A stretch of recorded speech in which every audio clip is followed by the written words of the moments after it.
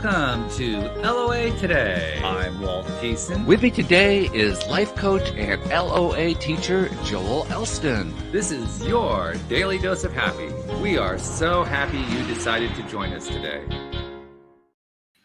Joel, I expect we're going to enjoy today's show. I think the odds are really good at that. Especially since we're talking about expectation. Sure. You know where this came from, right?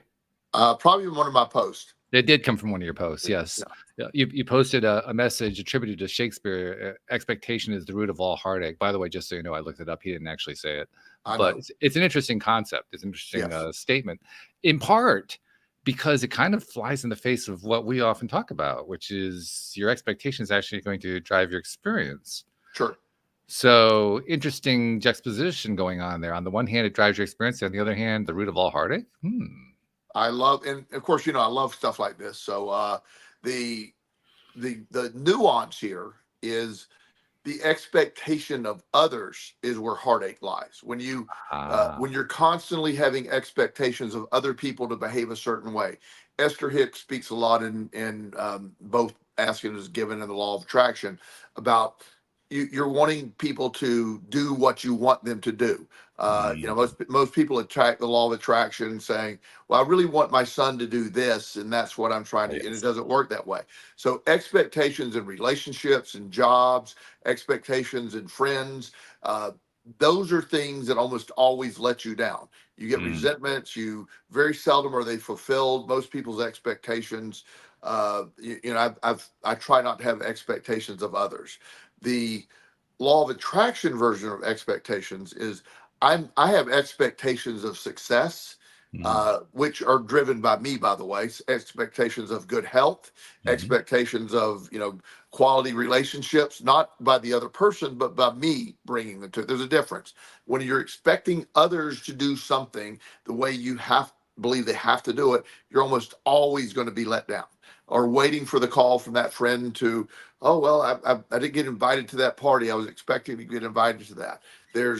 That's when it goes the other way. There's two sides to expectations, like most things. And expectations of other people almost always are the underlying cause of resentment and heartache. Now, expectations of what you want for yourself, that's all in on that. I expect optimal performance out of myself. I expect, you know, I have a great work ethic. I expect continued good health, continued success. I told you right before the show, today is one of those days that I know everything's always going to work out, but I had like 3 or 4 minor things I thought I was going to have to do a lot about. Just all fixed themselves today, just randomly. Nice. Those are fun when that happens. Yeah, just automatically filled in the blank. Oh, okay, so I worried about that for nothing. I didn't really worry, but I thought about it, and I thought I was going to have to put effort toward, you know, getting a remedy toward that. But no, they just sort of solve themselves. So the expectations that we have in other people is what we're trying to avoid. Expectations in ourselves, our future, our health, what we attract, our abundance. Those are things we want to be I expect success. The presidential election is coming up, in case you weren't aware of that. And you know, that's for the one listener who is not aware. And my stance has always been, no matter who wins, I'm expecting to continue success. I'm expecting no matter what happens, I will continue to thrive. It's not dependent on somebody else. Yes. I'm glad you clarified it that way. And I love the way you clarified. The fact is of expectation about what somebody else is going to do being the basis for your feeling of how you feel about your life, how you feel about yourself, and so forth. Yeah, that's really not a great formula for success right there. Now, I think there's also another nuance in there. It's kind of like a subset of your subset, if you will, in that there are many times when I expect someone is going to be doing something simply because I have every reason to believe they're going to do it. But there's also expecting somebody else to do something because I need them to do it. Right. And that's what you're talking about. Like my need has to drive that thing to happen. And so therefore I'm going to attract it. I'm going to wave my magic wand and I'm going to attract this thing so that I don't have to be dealing with this horrible thing. Sure. Yeah, that's when you phrase it that way, it's like, what are you talking about? Well, and that, you know, as human beings, we the emotional side of humans often, where we get stuck, I've done this so much for you. I've done so much for you. Mm, And I'm expecting you to do a small bit back and you don't do that, mhm, then my expectations are, like, wow, those were unhealthy expectations. See, anytime I do anything for anyone, I try not to have any ulterior motive. I'm doing it because I want to do it. I'm not wanting mhm, anything back. The mhm. moment I'm starting to do something because I want something back, then I'm almost always set up for, squashed expectations because they're not going to do it that way. And it's always, as you're saying, the nuance when, if it's somebody who's working for me or somebody's on a project, now I'm expecting them to do what they're supposed, because that is their job. Now Mhm. that's a different thing, because that is they're being told you will do this. If they don't do that, then I have to deal with that as a manager of people, of how to deal with that. That's a sort of a different category altogether. But expectations in general are, I expect myself to perform very strong. I'm always very strong in the gym. I expect that. I expect to be well tomorrow. I don't expect to get up with an upset stomach or a headache. I expect to get up in a good, healthy mindset. I'm expecting to have 9 sessions scheduled tomorrow. I'm expected to go do that. Mhm. Those are things that's where healthy expectations lie, and then they help drive those realities. If you're expecting to get up and do it, it sort of does. It works. It goes that way. Yeah, I see what you're saying. It also occurs to me that there's really one. I'm not sure I'd call it a factor, an attribute. It's a characteristic, if you will, that kind of defines the unhealthy form of expectation. Yes. Because what it really amounts to is, I expect you to do X or to be X, because if you're not, I'm going to be unhappy. But if you Yeah. are, I'll be happy. In other words, my happiness is dependent upon whether or not you fulfill my expectation. That's And the problem. that is a problem. That's also a form of codependence, Yeah, no where, kidding. yeah. So when you have expectations, and it's very normal. Like, I'm wanting, somebody you love or somebody you care about. I'm expecting them to behave a certain way. Uh, I have to accept. I work with parents all the time who are expecting their kids to do the traditional, I want them to do this thing. Hmm. And very seldom do kids do what you want them to do. Hmm. And I've noticed a big trend recently over the years. A lot of young people are pushing back on the stereotypical, I'm going to graduate high school, I'm going to go to the university of our choice, and I'm going to graduate there, then go to work for a company similar to my dad's, and go put in my 30 years and retire with a nice lake house. I mean, that's the old way of doing it, and a lot of families for years relied upon that being the repeated expectation. Hmm. Um, the expectation years ago, when uh, I went to work for my dad in the insurance, it was expected I would go work for my dad in the insurance business. I didn't want to go work for my dad in the insurance business. It was just expected. Yeah, I there didn't was, think whether you wanted to do it was really irrelevant. yeah, nobody ever really asked that. Right. It was just what I would do. My dad, after I was done with school, he said, "Look, take the summer, and then you'll start in August." And I'm like, "Oh, okay." It was never asked, "Are you going to work here?" And Mhm. now, to be fair, that didn't work out too well at all. Yeah, I noticed that. Yeah, Yeah. yeah, it was. Read the bench if you aren't sure. I mean, Yeah, yeah, it didn't end up well. However, I had a lot of unmet expectations of my parents, and mm, uh, that I'm sure they were very disappointed for a very long time. But in the long run, they got to see the turnaround. They got to see what mm, happened, and my expectations of myself. I hold myself to a really high standard, and I don't hold anyone else to a high standard at all. Doesn't mean I don't support people. sure. I'm certainly always encourage people, always ask people to set their own expectations, but I can't. My son Justin, he's had an amazing.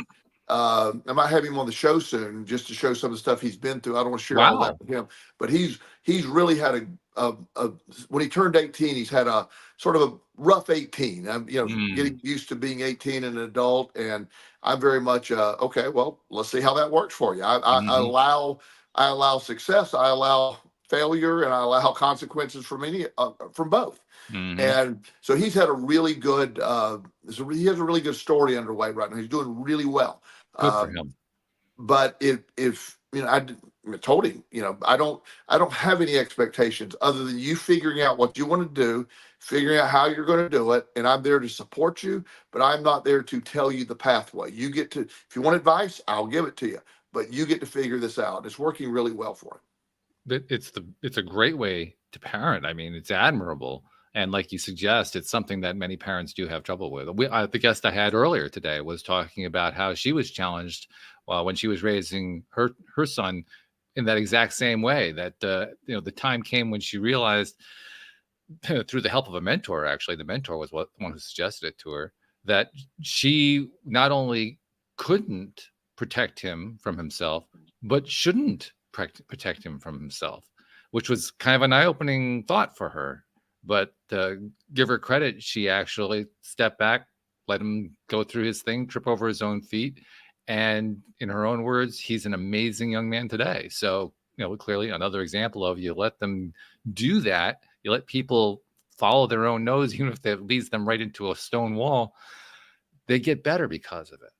This is a theme we've talked about a lot. You and I have talked about it a lot. Yes. I've talked about it with Anne Marie, with Jody Lynn, with guests, that you have to go through the various things that basically you screw up on in order to learn from them. And the ones who have the hardest time are the ones who are never experiencing any opportunity to screw up. Well, and that's exactly the what I find, all the people I work with over the years, the young people, and even my personal life, my individual journey is mine to do. And I have to figure it out. Everything that ever happened to me, good, bad, and ugly, was part of that process that got me to where I'm at. And for the longest time, my parents did what most parents do. They tried to, shield me from the consequences. And the process began to really set everything in motion. When they quit doing that, then I had to figure it out. There was nobody coming to save me. Right. There was no magical force at play. It was going to be me.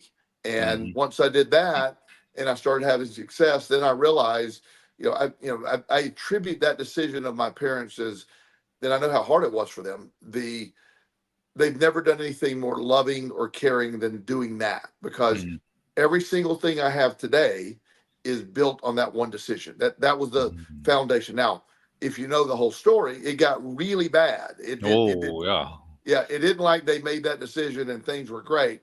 That decision led to a bunch of bad stuff, but it's what made me sort of pull myself up and fight my way back and made me the man I am today. So, and made me develop the expectations of having myself. And, when you get enough, once you start fulfilling your own expectations long enough, then it almost becomes, I don't doubt success. I don't worry about success. My expectations of continued success, I don't always know how to work out. It just always works out in an incredible way.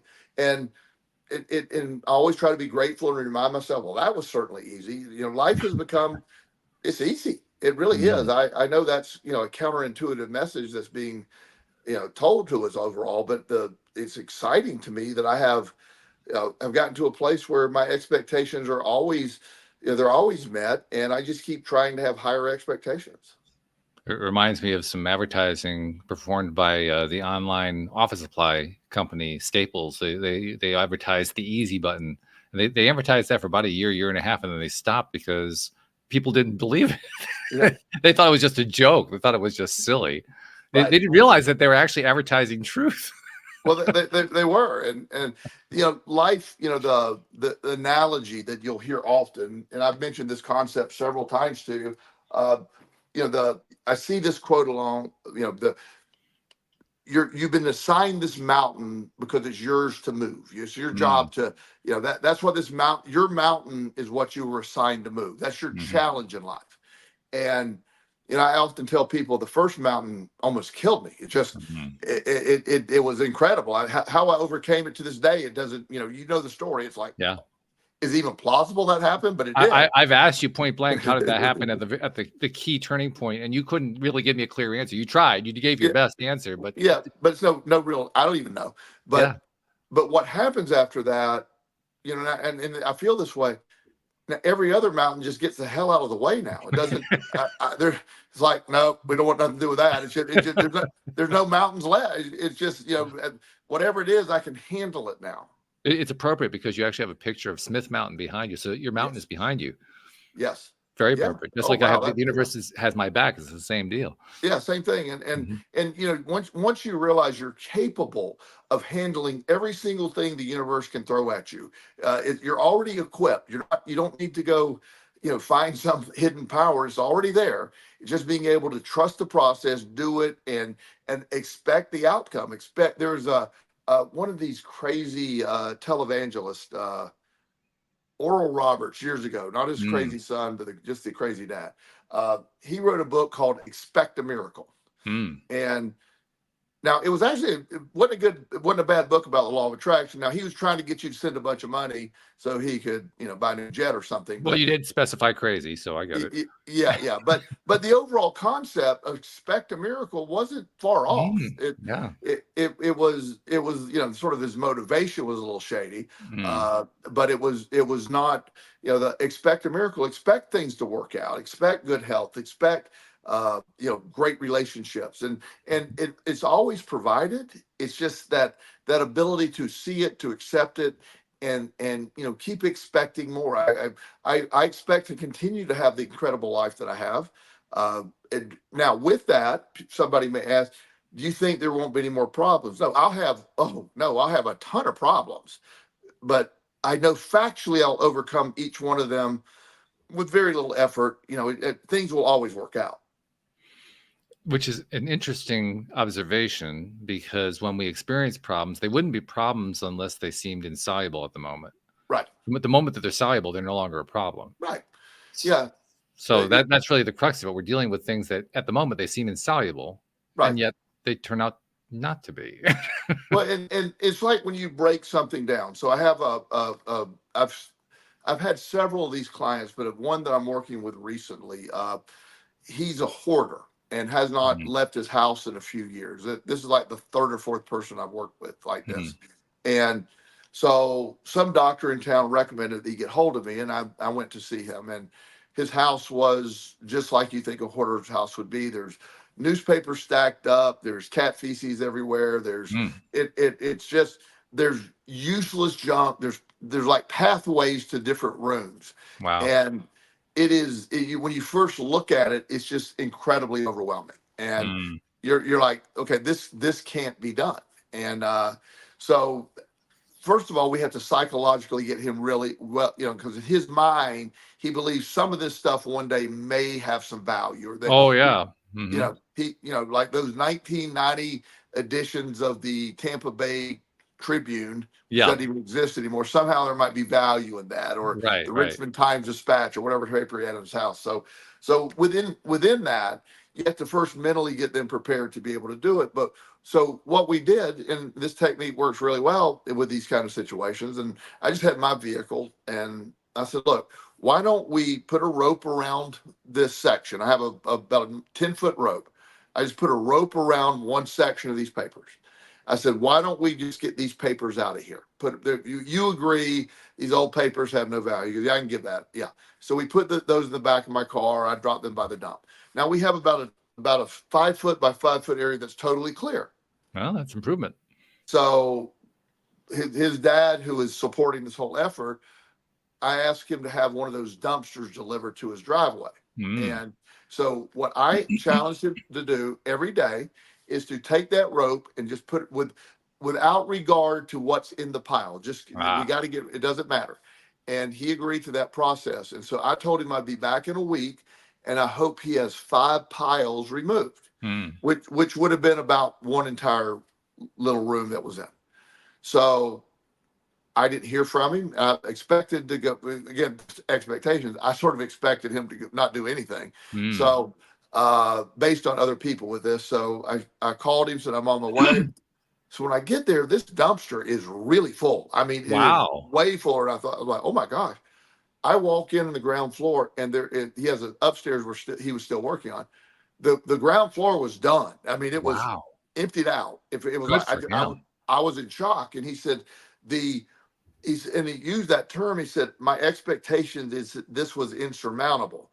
But what we did with the rope gave me little by little, it wasn't. And he said it turned out to be.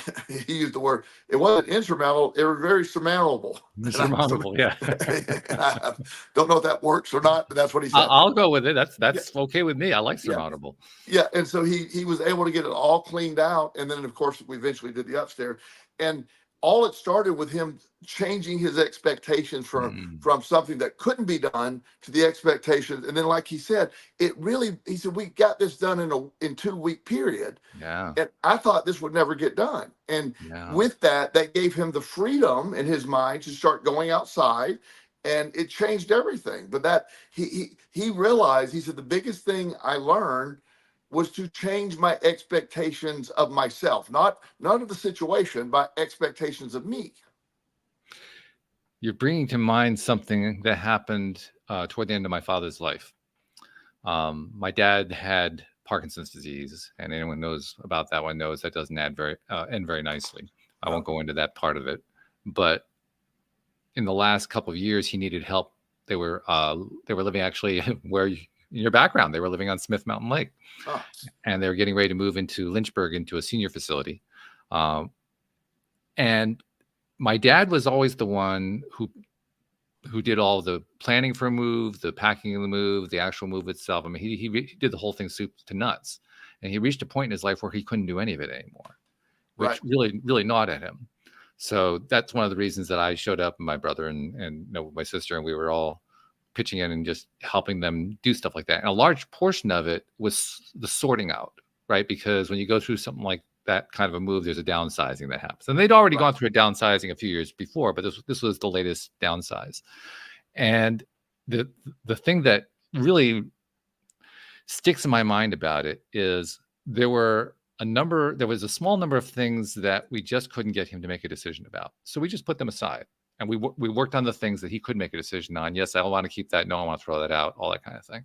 And we whittled away until we got down to one box, which was the collection of things that he couldn't make a decision on. And then I had to have the conversation with him. Okay, how do we decide what to do with this box? Do we keep it? Do we get rid of it? Do we, what are we going to keep here? What are we going to discard?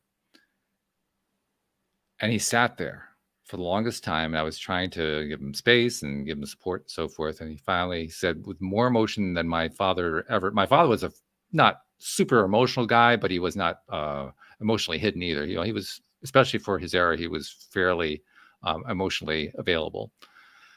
He got more emotional in that moment than I'd ever seen him in my life. And that's not an understatement. Or an overstatement, rather.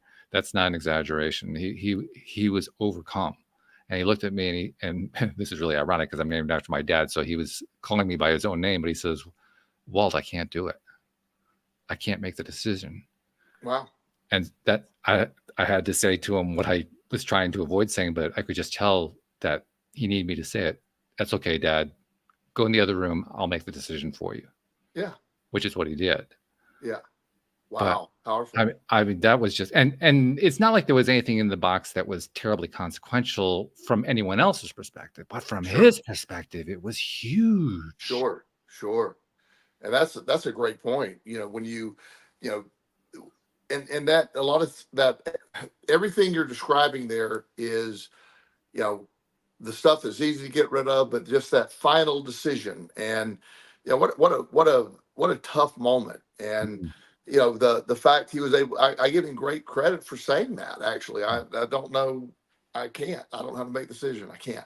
That was big. Well, I had to kind of coax him a little bit on it because he couldn't say anything. He was literally locked. And I said, "Dad, would you like me to make the decision for you?" Okay. Yeah. And he said yes. He was able to acknowledge that. Yeah. Well, and one of the things that's sort of transpiring in my life right now, I've been slowly getting stuff out of my house. I'm preparing for a move at some point. Nothing set yet, but I've been wanting. I moved into this house with the expectation of being here 5 years, and that's been about 14 years ago. So, So it's a little past deadline. Yeah, a little past deadline. So I've been getting stuff out of there, and so what my strategy is, I'm throwing absolutely everything away. Just everything, and I'll buy new stuff. Just and one of the weird things that was hard to do is I have pictures of TJ and stuff that You know, all my pictures have been backed up on a hard drive. And also they're in the cloud. They're on a flash drive. So I have my pictures scanned and, in fact, improved. They're better pictures that have been scanned. I had somebody that did it professionally and touched up my photos. So I have every photo that my mom ever took of me, my sister, my kids. I have all that available online. But the hard photos, the actual photos, I can't throw those away. And even though I logically know I have them in 15 different places, but they won't go. They won't leave. And I get it. I understand why. There's an attachment to that. But the rest of the stuff, there is no emotional attachment to anything else. Yeah. It's amazing what happens when you can essentially move all of the less important stuff out of the way and find the part that's really essentially important to you for whatever the reason. It doesn't even matter what the reason is. Yes. But like you say, there is an attachment there, and I think it's almost an understatement. It's not just an attachment; it's an attachment. It's like total, complete human, life-driven attachment. Yes. I mean, it's such an and I even have experienced it with my dad's stuff vicariously, because I did keep a small amount of what was in that box for myself, and I ended up disposing of the rest of it. But I kept little tiny pieces of it, and to this day I can't let go of it. And it wasn't even my stuff. That's what's so odd about it. It wasn't even my stuff. But there's meaning to the stuff. Now you can debate, is there meaning, or are you putting meaning? It doesn't matter. It does have meaning, and there's no reason to get rid of it. It's okay. There's no harm in keeping it. No, there's no harm in keeping it. I mean, I kind of shake my head at some of it. Sometimes. But my in fact, when I explained to my mom years ago, when she had boxes of these pictures, she wanted to send them to me, and I'm like, do not send all those pictures up here. Do not. I had a guy go by and pick up the boxes and scan them for me, and do all that. And then I said, I said, every picture you have in that box, everything has been scanned, has been improved, they all look better. That they're amazing what they can do with these old pictures. And I showed him. I said, so you have access to these, and I put them on her iPad and all these things for her, so they're there forever, as many as you want. And she said, so what do I do with these pictures? I said, just throw them away. And she said, wow. And she couldn't. And then when she passed away, I was able to do that. But it is amazing how those things will sort of stay there. Especially photos. I mean, I have a similar photo, because my father was the photographer in the family, not surprisingly. And he had a preference for what they call slides, photographic slides. So almost all the photos that we have were on slides. Yes. Which created an interesting emotional problem for my mom after my dad passed. Because in order to view the slides, you had to have a slide projector. Right. And a screen and all that kind of stuff. And by that point, we didn't have that. So when it came time to deciding what to do with these albums of slides that we had, and we had many albums of them, my mom very emotionally said, they don't do me any good. Right. She wanted to be able to see them, but she couldn't see them.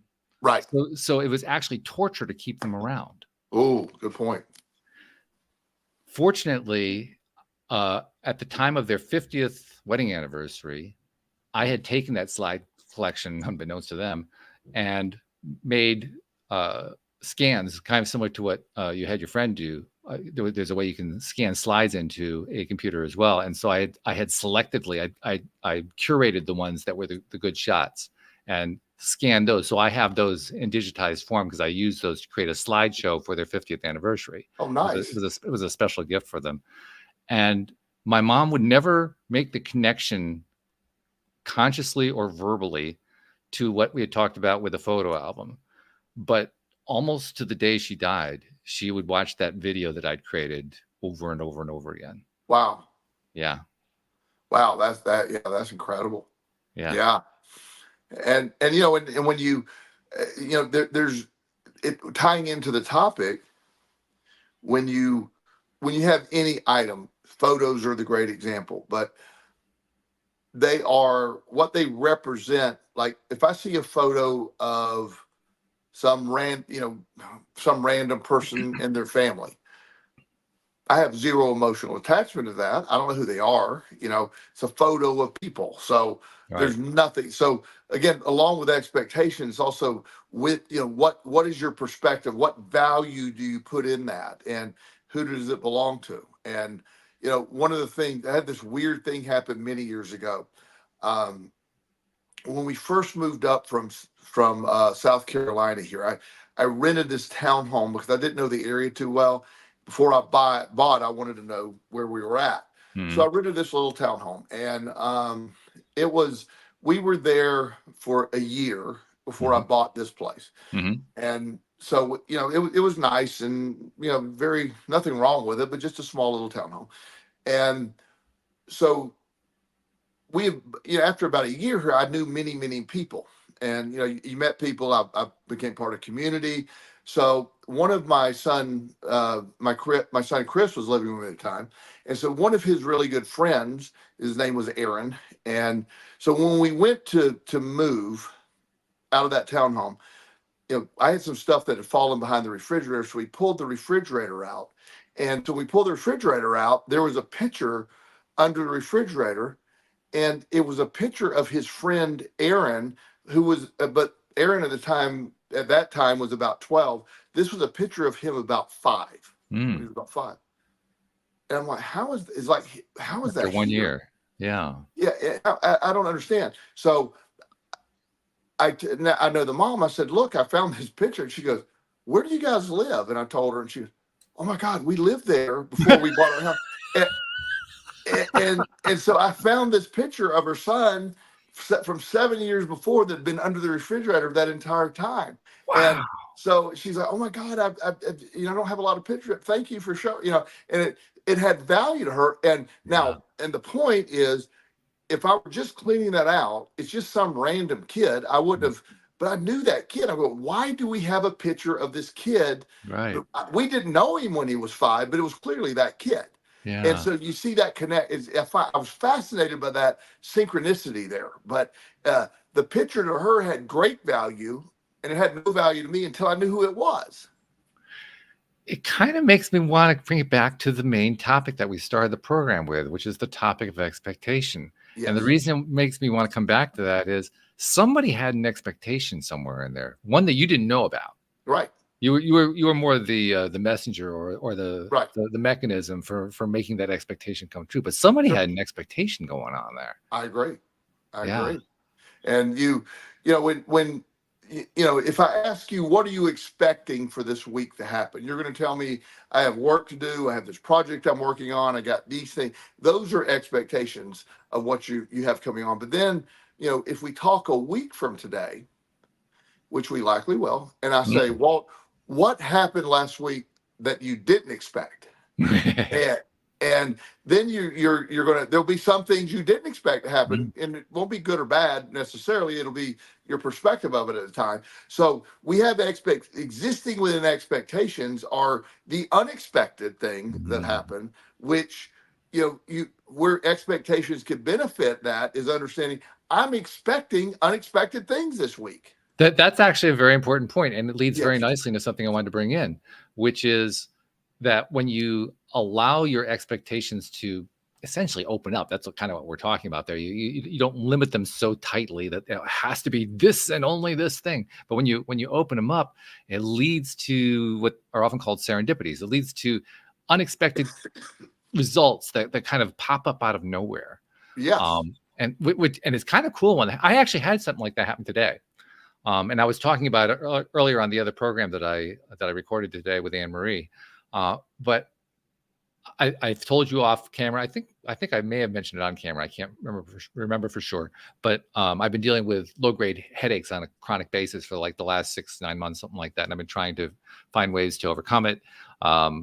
The mainstream medical people I have talked to about it have basically dismissed the whole thing as I'm just an older guy, so I have to deal with it. And my reaction is, yeah, right. So I move on to the alternative medicine people, and I've been getting some help there. I have a naturopathic, an ND, who is working with me nutritionally trying to help me identify. I've identified there's been some food sensitivities I didn't know about, so that's been good. But I still haven't been able to completely lick the headaches. And so I was looking at what are my my electrolytes? How am I doing in terms of electrolyte intake? Because I distill my own water, so maybe there's something going on there. And I'm investigating all this kind of thing, and then I have this new diet I'm experimenting with that my ND suggested that I engage in. So I'm making all these changes and trying to identify what's it going to take to get to the point where I don't have these chronic low grade headaches going on. Well, today I thought to myself, I wonder if I like using artificial intelligence. I wonder if the artificial intelligence programs that I use could help me identify some of these things. So I got plugged in and did my usual thing and asked questions and so forth. And all of a sudden I had this inspiration that came to me that I hadn't thought about before. I said, if I give you what I'm eating and drinking throughout the day, can you just take that and turn that into a nutritional chart and tell me how much vitamin B3 I'm getting and how much protein I'm getting and all this other kind of stuff? And it said, yeah, I can do that. I said, cool, I like that. So all I have to do throughout the day is just get my app and say, well, I just had myself a bowl of cereal, plug that in. And like, okay, great. I love it. So I started doing that. And I did it because the reason I was first inspired to do it was because I figured it'd be a good way to find out how my electrolytes are doing. Sure. What I didn't expect, but which has been proving out through the day, and the day isn't done yet, but I've pretty much done most of my meals for the day. I didn't expect that it was going to show me vitamin deficiencies because I've been eating pretty good, especially since I got on this new diet. But I have come because of this experience of basically giving the data to the AI and let it calculate it all out for me. I've come to a realization of just how hard it is to get B vitamins from natural food sources. I mean, I knew it was kind of tough, but man, it's tough. And then you want to make it even more difficult. I have an egg sensitivity. Eggs are one of the best sources of B vitamins. I can't have eggs. What am I going to do? And literally, I'm watching these little incremental numbers creep up during the day. Like, am I going to get to the goal? Am I going to get to that recommended daily allowance for that particular vitamin? And you know what? Some of them I'm not going to get there. I'm thinking to myself, I wonder if that's where the source of my headaches is, that B vitamins are so challenging to get from food sources. Now, I do have a supplement. I do take a vitamin supplement. So I'm getting vitamin that way. But I can make the argument that it's not really great vitamin because it's in a powder form from a pill. Vitamins are part of your natural organic, chemistry. So that's where you really want to get them from. And so I'm zeroing in and I'm looking at them saying, wow, what do you have to eat in order to get those B vitamins? Well, long story short, what this is doing for me, I still haven't licked the problem of the B vitamins, but look what happened to starting with, I want to try to answer a question. I'll get AI to help me to do it. And all of a sudden I've discovered AI can track all of my food nutrients for me, basically giving me a food diary, which is a whole lot easier than actually doing a food diary, at zero cost. It doesn't cost me anything other than a few seconds each time that I eat something to plug this thing in. And then discovering something that I really wasn't expecting was behind my chronic condition, all because I was willing to open up my expectation a little bit. I love that. And by the way, remind me, I will send you the organ meat is your answer. I found that. Yeah. Yeah. I have a supplement that's freeze dried organ meats that you take in pill form that will give you really freeze dried organ meat. Yep. It's the answer to your question. Whoa. Yeah. Now here's another example of it right here. Yes. Right. Now, I just laid out for you this whole scenario of showing how opening my expectation led to a result, and you just took it to the next level. Yeah. I've taken this supplement for probably 7 years. It's the best on the market, very reasonably priced. Or anybody that wants it, seriously, if you email me, I make no money off of this, but I'll tell you which one I use. It's really good, and it covers all the B vitamins. I am not deficient in any B vitamin, B12 included, which is often a deficiency. That's a hard one, yeah. B1, B2, also, B12 are really hard. B3 is tough. Niacin, that's a really tough one. Yeah, this organ meats are full of it. So you have what the primary organ meat is liver, beef liver. That's in powder Yeah, I saw form. that on the list. Yeah, that it also gets into the heart, pancreas, and spleen of the cow, which has varying forms, higher than others. So it's a really cool supplement. It's all grass-fed meat organs, really well sourced. Oh, that's Blah good. blah blah. Yeah, that's That's good. good. So that's an answer, and plus, likely because of soil depletion, Yeah. magnesium is probably low as well. Those are the two things that I think you're going to be low on. My magnesium isn't too bad simply because I add that into my water supply. Okay, so as long as you're adding it, but Yeah. if you go on nutritional value, if you look up what nutritional value of magnesium is and say spinach, it's often wrong because those formulas were created 15 years ago when our soil wasn't so depleted. Right. So supplementing magnesium is really, really important. Vitamin D3, K2 go together. Yeah. Those are things that are I'm tracking those two in particular. Yeah. Yeah.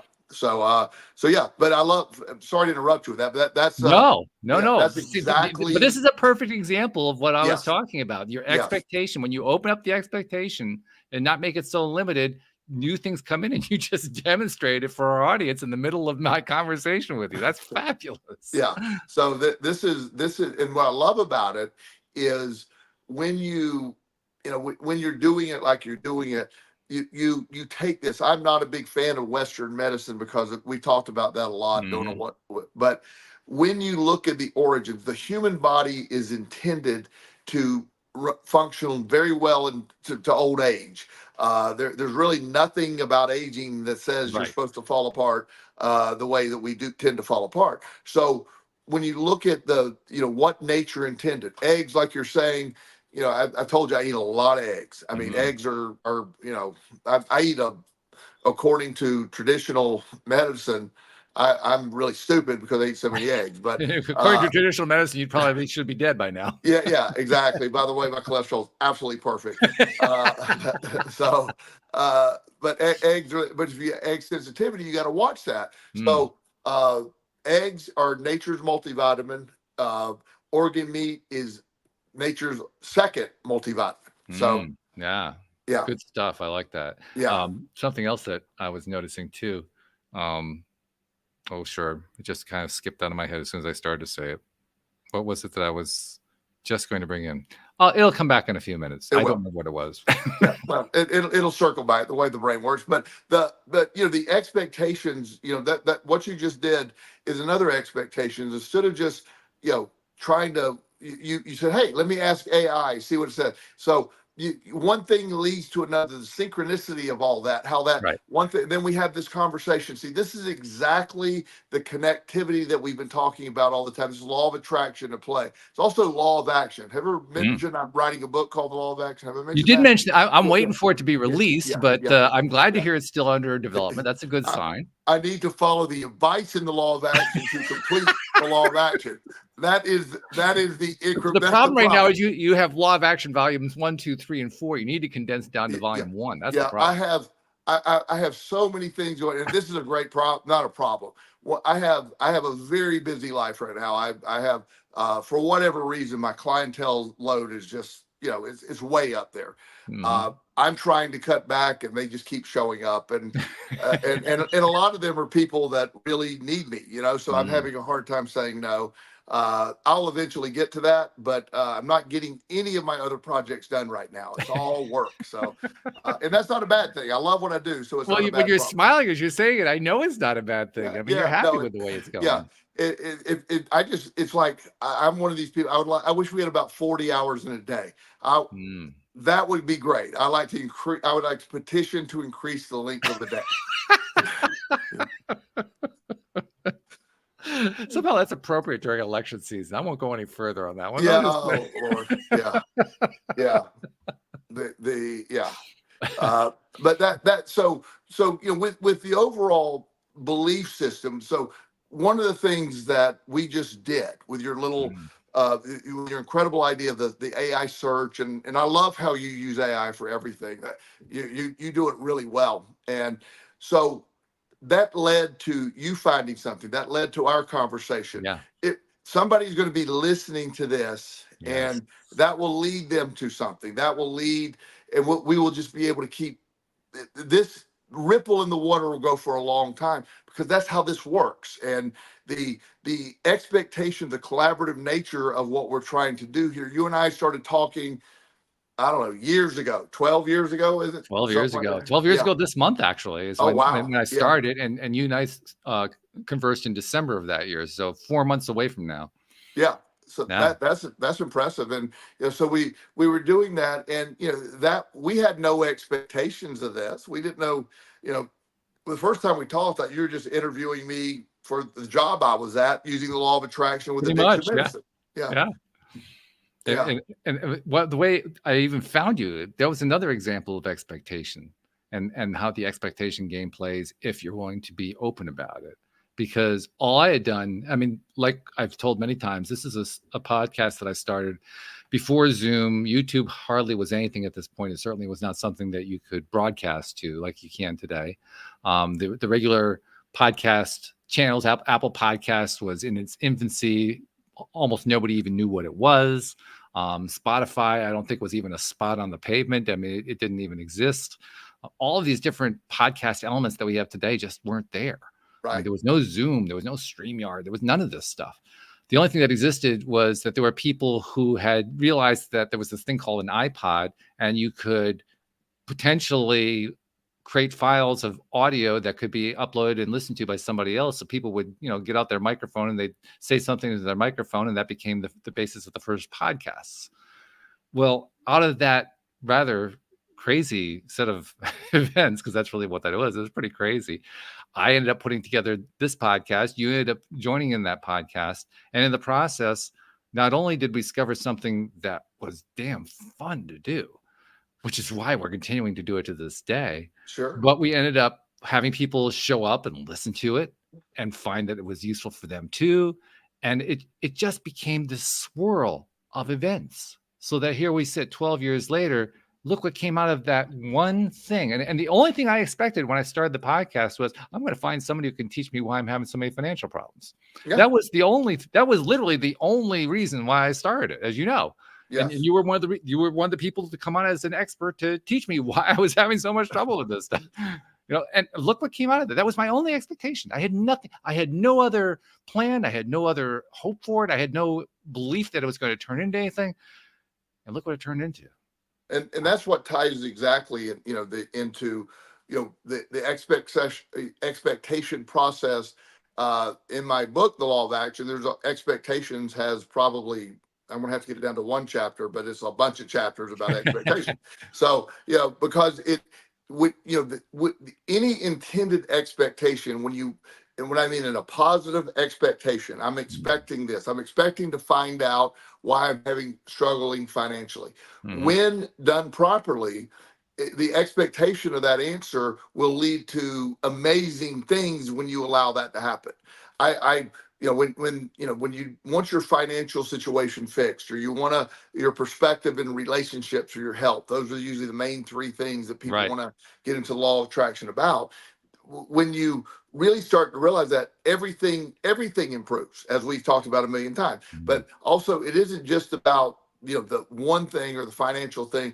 It's your mindset toward it all. Because when the very mindset that had you asking the question, why am I struggling so much financially, was the problem. Mm-hmm. That was the loop you're in. That's right. But you were reinforcing I'm struggling financially. And very well, I might add. I was doing a really good job of reinforcing it. I mean, I always say it's good to have a skill, and I was really skilled at that one. Yeah, you really knocked that out of the park. So yeah, but you can see this is a great tool when you use it, and then once you have expectations of the thing, then you cannot believe it goes. What it far exceeds my expectations. Mm-hmm. What comes after that? Yes.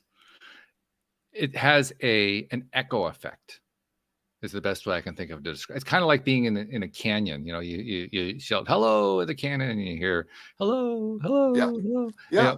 It just continues ad infinitum. It just keeps going and going and going and going. Except that unlike in the canyon where the echo keeps fading over time, in life expectations enhance and amplify over time. Yes. That's one of the most fascinating parts from my perspective, Yes. that it actually amplifies. It doesn't degrade over time. Because you Right. talked about that ripple effect. That ripple effect, I think the ripple effect can actually very accurately describe why there is so much transition and progress and things that happen in life, because the ripples just keep growing and growing and growing. They keep increasing in number. Year after Well, year after year, there's more and more ripples. well, and when you imagine, here's how I view this: when you tune into the frequency of abundance, and you get there. So as you're putting that out there, in the beginning, it's a pretty narrow path, and you start attracting, you start tuning into abundance. Mhm. Well, as that continues, then more and more abundance attaches. So it becomes it's fed from multiple avenues, multiple directions. So it whereas a ripple in the water eventually would sort of die out, this is an increasing ripple. It goes and it expands, and it really to a parabolic. It goes and goes and goes, and it what starts off in one direction can end up in entirely, if you follow it and allow it. So much of this is mindset. It's all mindset when you really realize it. But that expectation, used properly, can lead to everything. It's really amazing.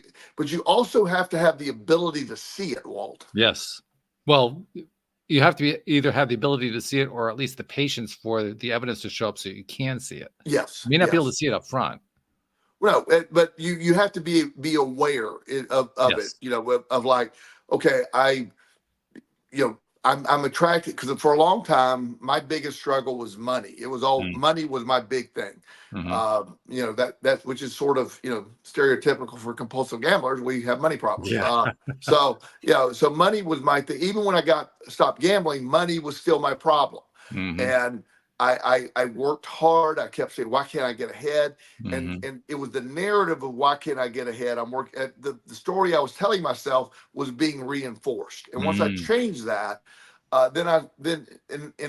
it could have happened much faster, but I had to then accept, wow, this is getting a little better. Maybe this is working. And then it really was working. And then you get to a place right now with my mindset. It's just money doesn't occupy space in my brain anymore. Doesn't matter. Now, You something we've also talked about in the past, I want to bring it in here because I think it's also important. One of the traps, no, not traps. One of the, I'm not sure what the adjectives I'm going to use. It's an adjective that basically means a negative reason that makes you want to avoid.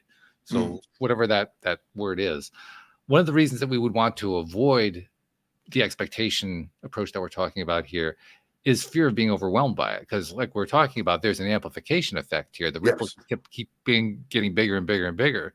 And I'm wondering, do we on some level kind of feel like, wow, it's all going to overwhelm me? I'm going to have so much stuff coming through, I can't even keep up with it all. And I'll just get washed out to sea. A variation of that, and you might be onto something. One of the things that when I really look at somebody who's been stuck in life, Hmm. and they seem to be doing the right things, but not quite. You try to figure it out. There's often a fear of success, because with Hmm. success, so I had this one young man tell me one time, I'm not really trying, because if I'm not really trying, I won't be disappointed. But if I'm really trying and I don't move forward, then I'm very disappointed.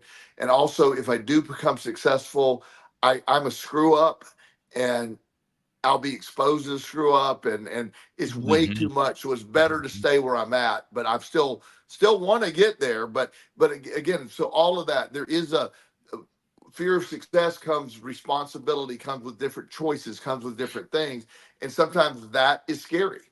It is scary. Yeah. And it's one of those scary things that we look at and we say, well, yeah, I wouldn't actually block myself that way, even when we were blocking ourselves that way. What there's nobody blocking themselves from abundance or relationships or health. Nobody is blocking themselves do it on purpose. Let's be clear. There's nobody that Good point. I never like to say nobody. I'm unaware of anyone who is intentionally blocking themselves. Now, Mhm. you can talk to them about, okay, you're blocking yourself. It's pretty obvious. But I don't think most people, it's like I used the analogy the other day. Most people don't have, I'm unaware of any mother that ever delivered a baby and goes, you know, son, I'm going to screw you up as much as possible. I've never, I really don't believe that mom exists. However, I know a lot of women, a lot of moms who have really screwed up their kids way beyond belief. That wasn't their intent, but it's what ended up happening.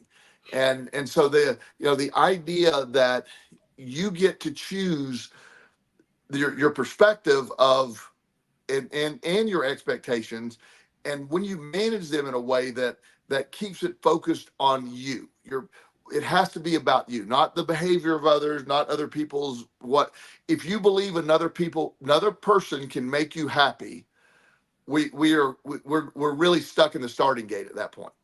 Well, that kind of circles around to where we began, isn't it? Because that's what we were talking about at the very beginning, though. It's that false expectation that somebody else's actions must be a certain way in order for us to be happy. Yeah. And then, that codependence, there's the Codependent No More book is by Melody Beatty it's the only book that I'm aware of, by the way, that every therapist I've ever known recommends. Really? It's universally sort of the Bible of codependence. Wow. It's most books people say, oh no, that there's going to be detractors. I've never heard anybody say that's not the best. It's just a great book. So Codependent No More talks about all this, and you're never going to be authentically happy if you believe your happiness is tied up in somebody else or a career or a job or a situation. That's the hard part. If geographical cures to problems don't work. Wherever you go, you still are there. So getting all this right allows all the rest to happen. So that expectation process fits right in with this. So I got to ask you this question. This might be the appropriate way to end the show for today, but I keep expecting that every time that we do an episode, I'm going to love it. Well, you're you can kind of see where I'm going with that, right? Yeah. It's good, and but when we do a show, Walt, seriously, whatever, if anybody thinks that we spend a lot of time on preparation for the show. Yeah, preparation is how's your mic doing? Yeah, I come on about 5 minutes before, like, hey, do I do AirPod or whatever? Let's figure this out. We how are you doing? Oh, I'm doing great. How are you? Oh, everything's going great. That's pretty much our prep. Then you go, do you know what the topic is? And I go, either yes or no. That's what you say. Yes, our prep is in depth, and we have a whole team of people helping us out. But yet every show we do feels to me like it's perfectly in sync, and we get to where we need to be. Today's show, for example, incredible topic, and our audience has come. I think they have come to expect this from us, and you can tune in and we know where we don't really know where we're going, but we know we're going to get there. If that makes any sense. I've quoted before. I'll bring it in again from the movie that came out a few years ago, The Best Exotic Marigold Hotel. Everything's going to work out all right in the end, and if it's not all right, it's not yet the end. It's not the end. It's not the end, and that is so accurate. So our anybody that's listening, any of our listeners right now, the idea that your expectation in you can remain high. Expectation of others needs to be removed. Yeah. Because that's where the disappointment lies. But great power in expecting a great life, expecting abundance, expecting health. Those are part of the law of it. Living as if those things exist as you expect them to be. The law of attraction responds very well to that mindset. Well, I'll tell you what, I expect the next time you and I do this show, which will probably be a week from now, I'm going to have a good time doing it. I promise you we'll get there. And another fact, this will be sort of an inside joke. I also have to go get eggs tonight. Exactly. Yeah. Speaking of egg sensitivity, Walt and I, every time I get off the show, I said, Walt, I got to go get eggs. I know. And this is not an exaggeration. This is like week after week after week, every single time. Yeah. We know Joel goes to get the eggs on Monday. That's just the way it is. Yeah. The lady that grows the chickens give me my eggs. They're waiting for me after the show. I love it. Well, you go get those eggs, and I'll see you next week, and we'll just keep doing our stuff here. Great to see you, my friend. Thanks for everybody for being here tonight. And we'll see you all next time here on LOA Today. Goodbye, everybody.